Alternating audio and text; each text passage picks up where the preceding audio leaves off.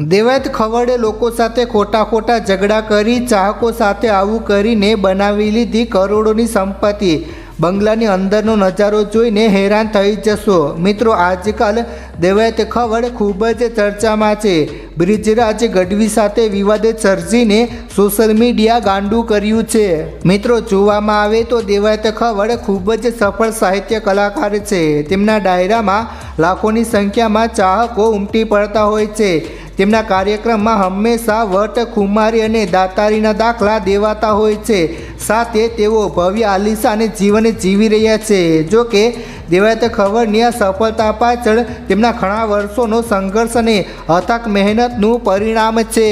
હાલ તેઓ પોતાના શોખ પૂરા કરી રહ્યા છે।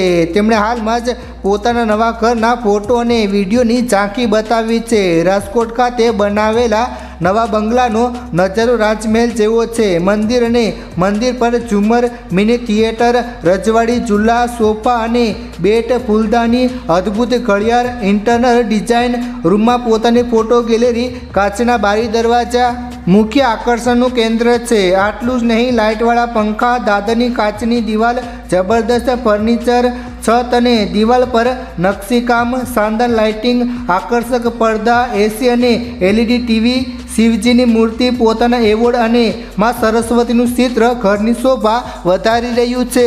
દેવાયત ખવડે સોશિયલ મીડિયા પર પોતાના ઘરની ડોક્યુમેન્ટરી શેર કરી છે। આ વિડીયોમાં ઘરના રાત્રિના નજારાને ફિલ્માવવામાં આવ્યો છે। જબરદસ્ત લાઇટિંગથી ઝગમગી ઉઠ્યો છે બંગલો।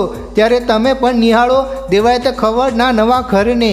દેવાયત ખવડના બાળપણથી યુવાની સુધીની સફર। મિત્રો, દેવાયત ખવડ મૂળ દુધઈ ગામના રહેવાસી છે। તેમને 1 થી 7મા ધોરણ સુધીનો અભ્યાસ પોતાના ગામ દુધઈમાં કર્યો હતો। ત્યારબાદ તેઓએ પોતાનું માધ્યમિક શિક્ષણ સડલા ગામમાં લીધું હતું। તેમને ભણવામાં ખૂબ જ ઓછો રસ હતો। તેમણે ધીમે ધીમે ગાવાનું શરૂ કર્યું હતું। તે સમયે સૌથી પહેલાં તેમણે ઈશ્વરદાન ગઢવીને તેઓ ખૂબ જ સાંભળતા હતા। બાદમાં ધીરે ધીરે તેઓ આગળ વધ્યા હતા। સોનગઢ ગામે ગાયું હતું પ્રથમ ગીત। મિત્રો, દેવાયત ખવડ સોનબાઈ માતાજીને ખૂબ જ માને છે અને તેઓ તેમના દરેક પ્રોગ્રામમાં સોનબાઈ માતાની વાતો કરતા જોવા મળે છે। તેમજ તેમને આટલો આગળ લાવવામાં સોનબાઈ માનો જ હાથ રહેલો છે તેવું પણ તેઓ કહેતા હોય છે।